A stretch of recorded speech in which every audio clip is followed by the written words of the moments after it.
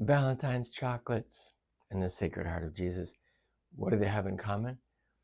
Well, even though things are commercialized now and we forget that it's Saint Valentine, not just Valentine's Day, originally the genesis of all these pink hearts and candies and roses was a celebration of a Catholic saint who was killed by the Roman Empire for daring to marry people in the church when that was forbidden.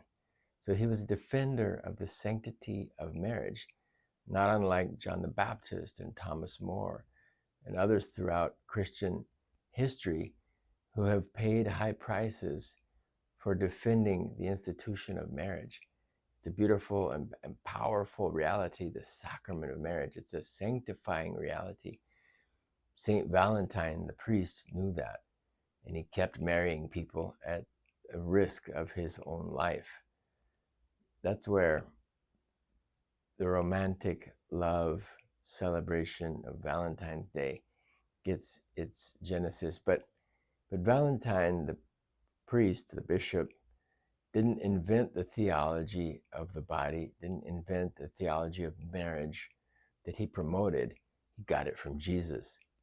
In fact, in Matthew 5, we hear Jesus in the Sermon on the Mount say two things that help us to understand his new and beautiful theology of marriage. He said, in the past, adultery was forbidden. I tell you, you can commit adultery in your hearts.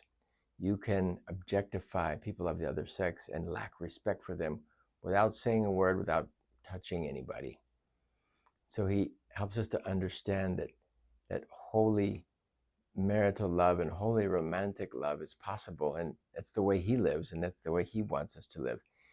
He never fell into lust, and we don't have to.